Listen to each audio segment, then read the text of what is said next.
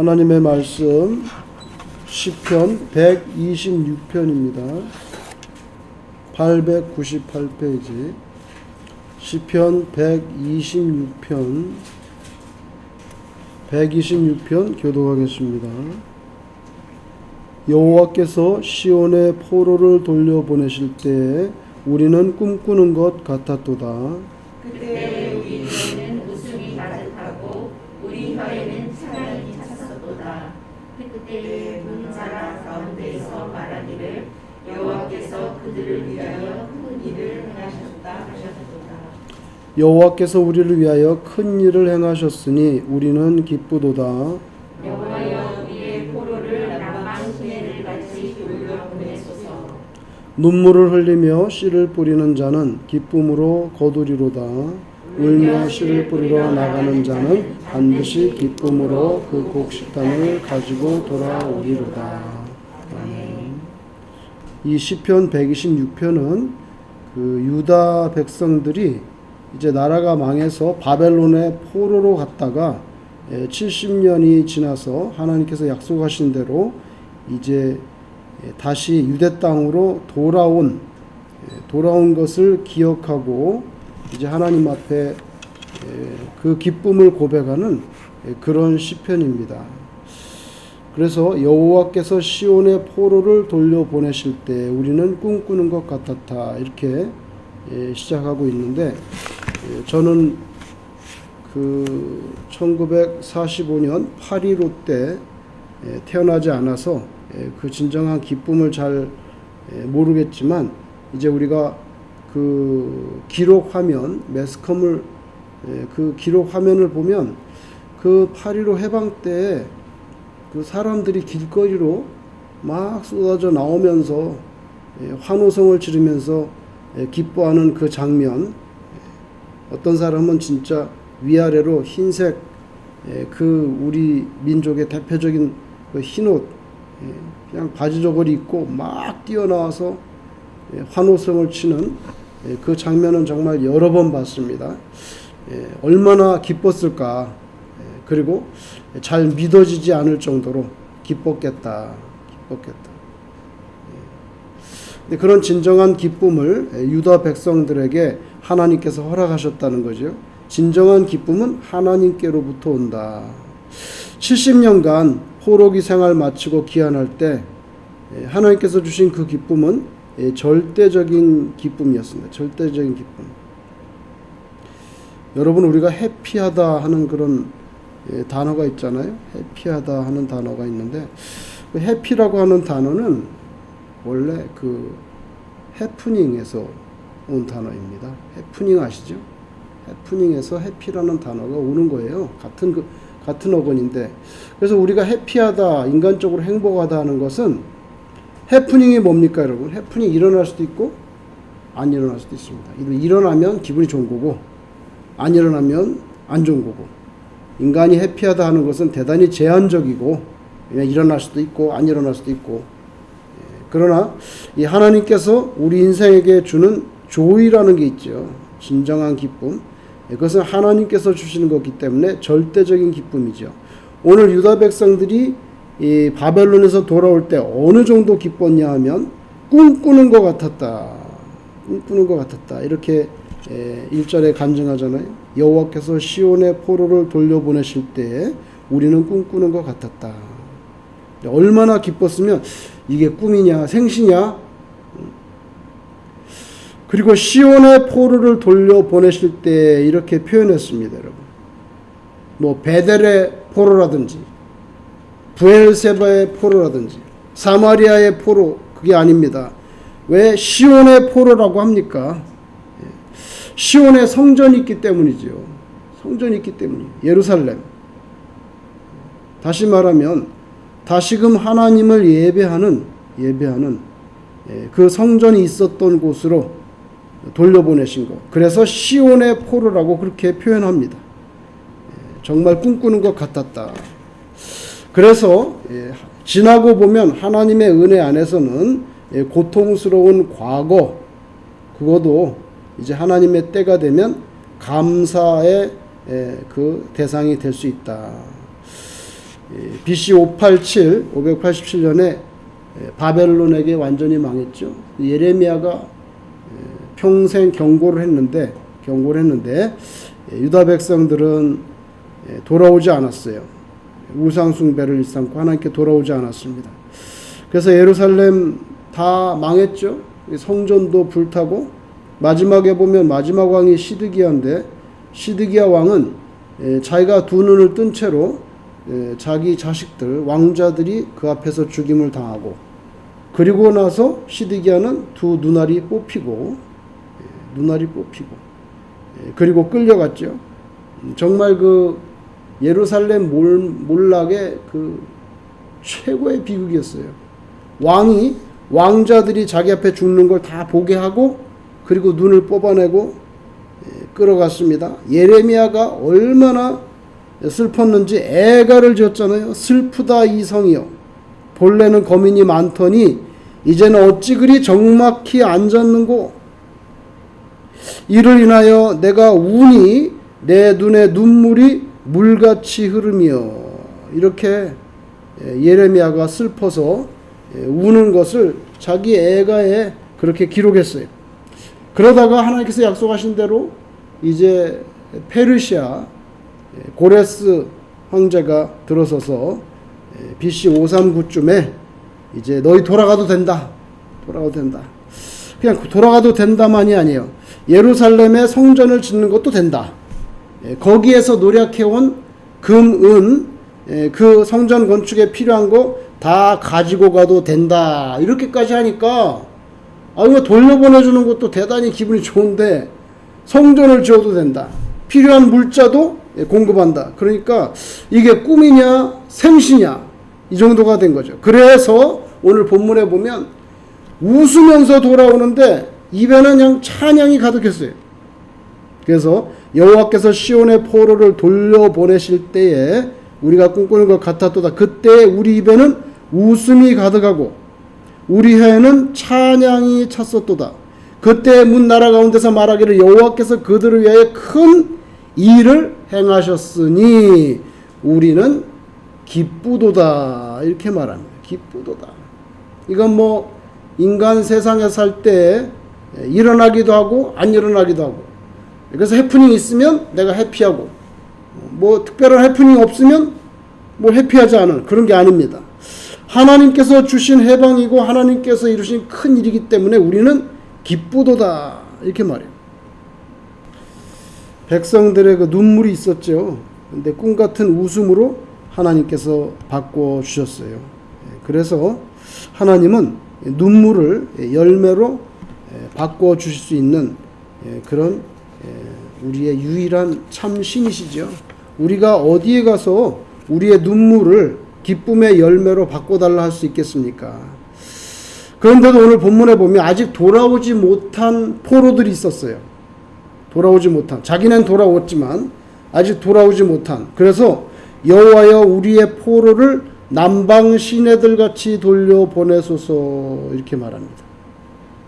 아직 돌아오지 못한 사람들, 아직 예수 그리스도의 복음을 영접하지 못한 사람들, 우리로 따지면 아직도 마귀의 포로된 자들, 남방 시내들 같이 돌려보내달라는 게 무슨 뜻이냐면, 그 유다에서 더 내려가면 그 남방에 사막이 나옵니다. 그 사막을 지나면 시나이 반도로 들어가고, 시나이 반도를 돌면 이제 이집트로 들어가게 되는데, 그 유다의 브엘세바 아래 땅을 네게브라고 말하는데, 그걸 말하는 거예요. 여기 남방 시내, 남방은.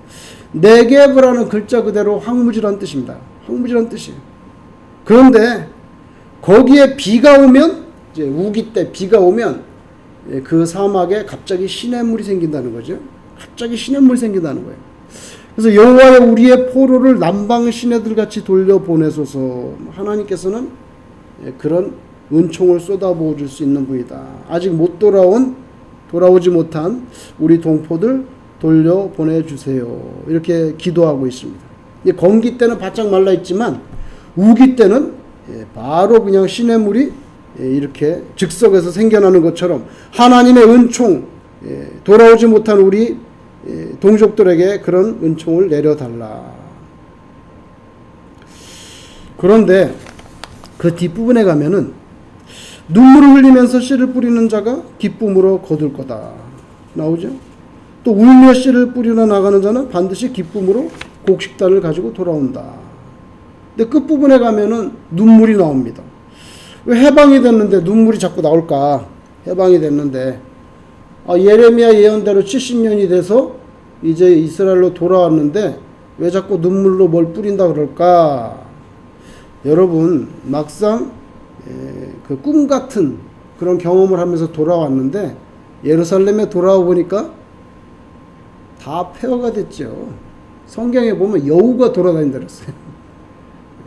완전히 폐허가 되고 거기 남아있는 일부 유다 백성들은 뭐 그 비참한 헐벗은 모습이 너무 고통스럽고 그 다음에 이제 예루살렘을 다시 부흥시켜야 되는데 예루살렘의 성벽도 건설하고 성전도 지어야 되는데 그 옆에 있는 족속들은 아무도 그 부흥을 바라지 않아요.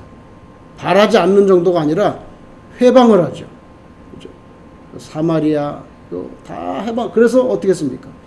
한 손에는 말하자면 칼을 들고 한 손에는 또 삽을 들고 그렇게 말하자면 성벽을 재건해 나갔잖아요. 그래서 막상 본국에 돌아와 보니까 올 때는 막 웃음이 가득하고 그냥 찬양이 넘쳤는데 딱 돌아보니까 현실은 너무나 암담한 거예요. 너무나 암담한 거예요. 완전히 폐허가 된 여기에서 무엇을 할 수 있겠는가? 이방 족속들의 핍박, 회방 이거 다 견뎌야 되는데 그래서 오늘 시편의 기자는 마지막 부분에 자꾸 눈물을 말하는 거예요. 그래서 눈물을 흘리며 씨를 뿌리는 자. 또 6절에도 울며 씨를 뿌리는 자. 이게 필요한 거죠. 이게 필요한 겁니다. 마지막에 웃으려고 하면 지금 울면서 씨를 뿌리지 않으면 안 된다. 안 된다. 그래서 이 시편 126편이 굉장히 유명한 시편인데 많은 그 기독교인들이 눈물을 흘리며 씨를 뿌리는 자는 기쁨으로 거두리로다. 그 다음에 울며 씨를 뿌려 나가는 자는 반드시 기쁨으로 곡식단을 가지고 돌아요. 거기 보면 기쁨으로 거둔다. 기쁨으로 곡식단을 가지고 돌아온다. 주로 생각하는 게 그쪽이에요. 그런데 그게 가능하려면 울면서 씨를 뿌리는 작업이 있어야 곡식을 거둘 거 아닙니까? 울면서 씨를 뿌리는 과정은 우리가 별로 생각지 않고 원하지 않고 항상 우리 머릿속에는 기쁨으로 단을 거두어서 돌아오는 거.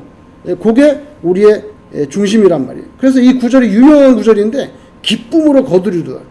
그쪽에 다 보통 우리의 관심이 쏟아지지 그걸 가능하게 하는 눈물로 씨를 뿌리는 거는 별로 이렇게 관심이 없어요. 예수님께서 애통하는 자가 복이 있다 말씀했죠.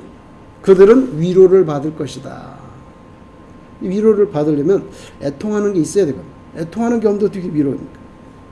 그래서 이 성경적으로 볼 때는 우는 것이 사실은 복이에요. 눈물이 있다는 것이 복이란 말이죠. 눈물이 없고 우는 것이 없고 애통해하는 것이 없다면은 그건 사실은 뭔가 문제가 있는 거예요. 그 예수님과의 첫사랑이 식어진 거죠. 감격이 없다는 뜻이거든요, 그게. 근데 그게 제일 큰 문제예요. 6절에 울며 씨를 뿌리러 나가는 자는 여기 한국말에 반드시 이란 말이 있죠. 반드시 기쁨으로 그 곡식단을 가지고 돌아오리라 이렇게 돼 있는데 여러분 이 마지막 6절의 원문을 보니까 저도 어제 처음 봤어요. 그 원문이 어떻게 돼 있는지 처음 봤는데 참 제가 놀랐습니다. 한국말로 이렇게 번역됐는데 원문에는 이렇게 번역돼 있어요. 6절에 시작할 때 할락이란 단어가 할락. 근데 할락이란 단어가 두 번 나와. 히브리 말로 말하자면 할락 이렇게 나옵니다. 그래서 할락이란 말이 나오고 그 다음에 좀 가면 또 무슨 말이 나오냐면 보라는 말이 나와요. 보. 근데 그것도 두 번 나와. 보. 그리고 한락이라는 건 무슨 뜻이냐면요. 사전을 찾으면 간다는 뜻이에요. go. 간다는 뜻이에요. 그 다음에 보라는 것은 come이라는 뜻이에요. come. 온다는 뜻이에요. 그래서 원문에 보면 말하자면 한락이 두 번 나와. 제일 처음에 두 번 나오는데 한락. 그럼 뭐 go. 그 다음에 보가 나옵니다. come 이렇게 나와요. 명백히 그렇게 두 번씩 찍혀 있어요. 그러면은 이걸 번역할 때 어떻게 되냐면 울며 씨를 뿌리러 가고 또 가는 이런 뜻입니다. 그죠? 원문 그대로 울며 씨를 뿌리러 가고 또 가는 자는 기쁨으로 곡식단을 가지고 돌아오고 오고 올 것이다 이렇게 돼 있어요. 근데 그렇게 번역을 안 하고 영어 성경에도 보니까 할락 go 두 번 돼 있는데 이걸 전부 뭐라고 번역했냐면 surely 분명히 간다. 두 번이니까 그렇게 번역을 한 거예요. 의역할 때 분명히 간다. 이렇게 번역을 했어요. 또 continuously 계속해서 간다.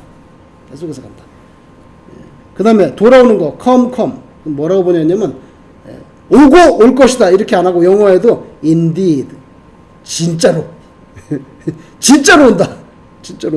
그 다음에 또 보통 쓰는 단어가 doubtless 의심할 필요가 없는, 그러니까 분명히 이렇게, 그죠? 분명히.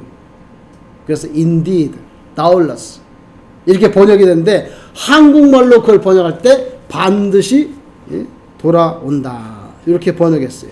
그리고 앞에 할락 그거는 별로 번역이 안 됐어요. 여기 뭐냐면 울며 씨를 뿌리러 나가는 자는 이렇게 버렸잖아요. 그러니까 원래는 울며 씨를 뿌리러 나가고 그리고 나가는 두 번을 번역해 줘야 되는데, 근데 영어 성경에는 continuously go 이렇게 했거든요. 그래서 살려줬는데 한국말에는 할락을 그냥 한 번으로 끝내버렸어요.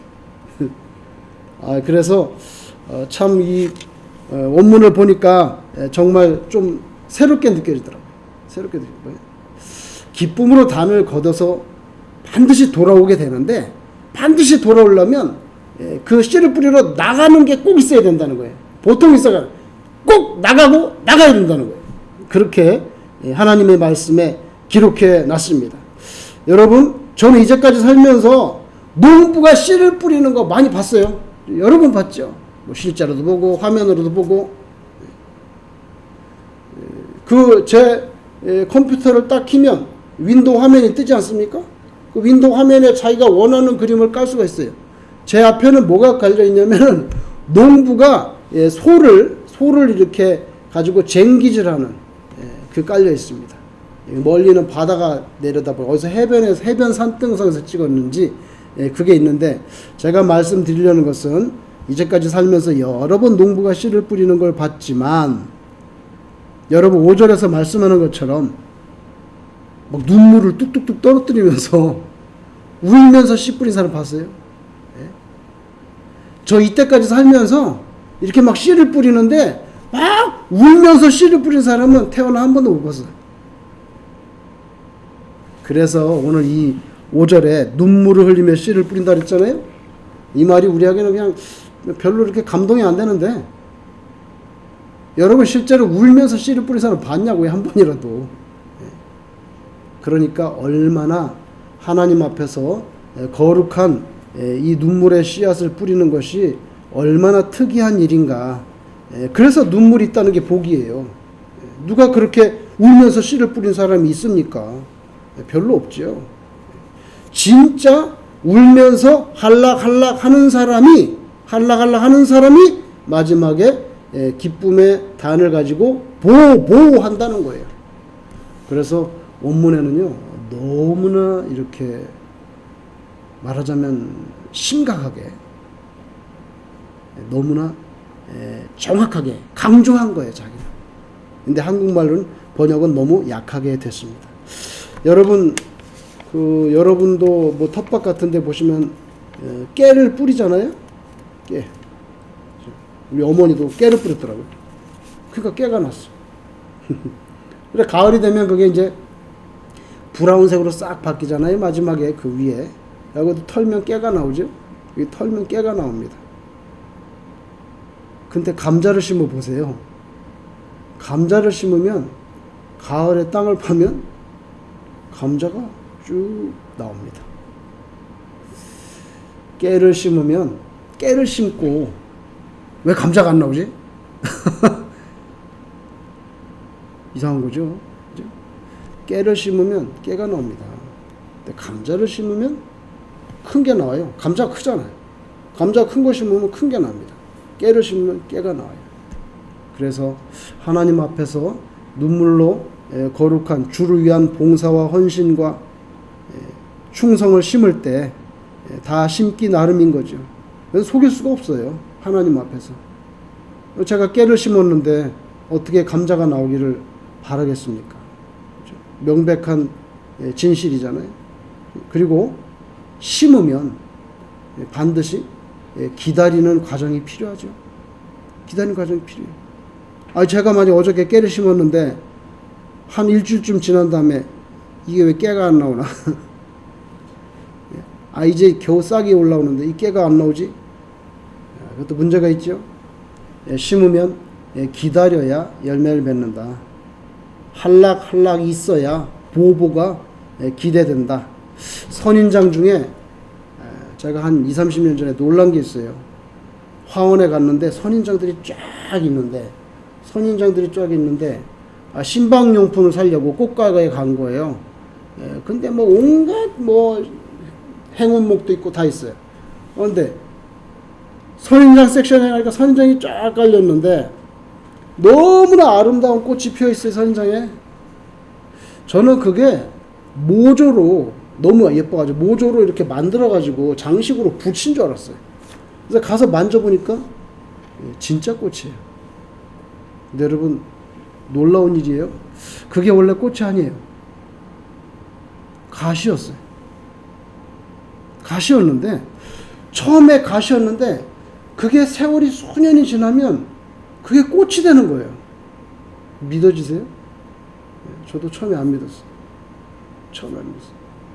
가시가 오랜 세월 동안 되면 그게 아주 아름다운 그 오렌지 색깔의 꽃으로 변해. 그거 확인했어요. 주인한테도 확인하고. 그래서 여러분 바울 사도가 내게 육체에 가시가 있다고도 했죠. 다 견디고 참으니까 하나님께서 그에게 은총을 주시잖아요. 여러분 우리가 선을 행하되 낙심하지 말지니 이렇게 말씀하셨죠. 왜 그런 말씀을 했겠어요? 낙심을 하니까 그런 말씀을 하는 거지. 낙심하지 말지니 포기하지 아니하면 때가 이름에 거두리라 이렇게 말했죠. 성경에 보면 화평을 심으면 의의 열매를 거둔다. 그 다음에 의를 심으면 긍휼을 거둔다. 이렇게 말씀합니다. 여러분 마지막 때에 우리가 거둘 것이 있도록 우리가 평상시에 주를 위해서 헌신하고 봉사하고 또 믿음의 씨를 부지런히 뿌리는 저와 여러분 되시기를 주의 이름으로 축원합니다. 기도하겠습니다.